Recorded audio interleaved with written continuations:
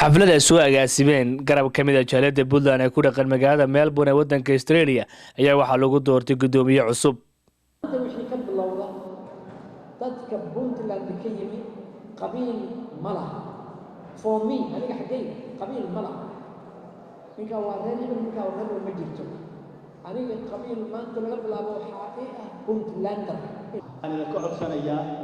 maanta wixii halka ka soo baxay in la shaqeeyo si loola shaqeeyo waxa loola shaqeeyaa waxay codsadaan in la shaqeeyo xubinimada laga shaqeeyo lacagta loo dhiibo ururkaani waa fundraising halkaas sharcigaas ku qoran tahay waxaan u ururinaynaa Puntland inaynu dadkeeda wax ku tarno wadaag iyo dan wadaagnahay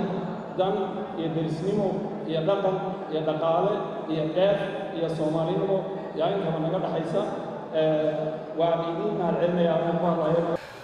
waxa kale oo halkaasi khudbado kala duwan ka jeediyay musharaxiinta u tartamaysa xilkaasi oo kala ah Maslax Daahir Guure iyo Abdiraxmaan Cali Iimaan si ay dadka ugu soo bandhigaan barnaamijkooda waxqabad haddii la doorto. insha Allah haddii aan galada ku guuleysto tartankan aan la galayo walaalkii Abdiraxmaan Iimaan waxaan wax ka bedeli doonaa xiriirka u dhaxeeya qaybaha kala duwan ee jaaliyadda ee waddanka Australia waxaan ka qaadi doonaa xiriirka qurbajooga Australia ay la leedahay qurbajoogaha kale ee ka jira daafaha caalamka waxaan meel fiican gaarsiin doonaa xiriirka jaaliyaddu ay la leedahay bihii waddanka gaar ahaan maamulka ka shaqeynaya deegaanadeena aan qabanay oo horey aan uga soo shaqeynay anigu waxyaalihii ugu badnaa sida odayaashii ka horreeyay ay sheegeen waxaan ahaa dadkii aad iyo aad ugu firfircoonaa laga bilaabo 22 sano ugu dambeysay wixii ugu horreeyay aan dirnay wuxuu ahaa raadiga gaalkacyo oo ay u qabaan dad badan inaanu maaragtay aysan wax badan ka ogeyn waxaanu dirnay halkan 96dii raadiga ugu horreeyay oo taga Puntland buu ahaa walaalkii Cabdikariim baa qaado agaasimo ka noqday Iimaan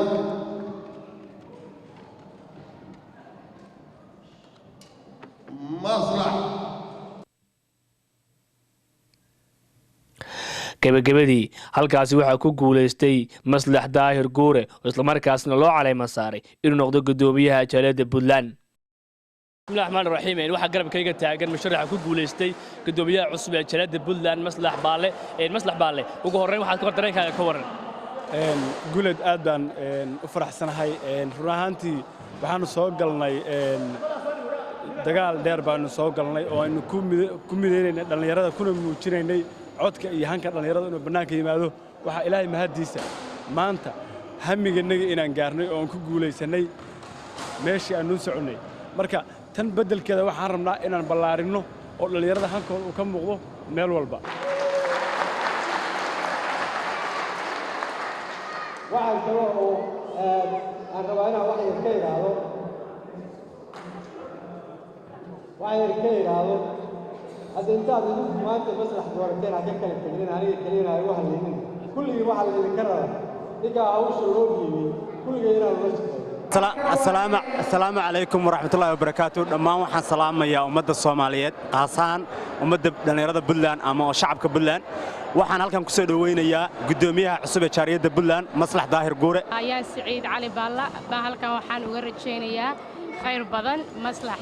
inuu maanta raayay Puntland Soomaaliya rajo badan baan ka leenahay dadka Australia jooga iyo dadka maxaa la dhahaa Puntland jooga insha Allah 4 sano waxay noqonaysaa 4 sano khayr leh. taariikhda waa markii ugu horeysay ee wiil dhalinyaro loo doorto inuu qabto xilkaasi waxaana soo dhaweeyay dhammaan dhalinyarada ku dhaqan magaalada Melbourne. Guuleed Cabdi Wahan wararka Hon Cable TV magaalada Melbourne ee wadanka Australia.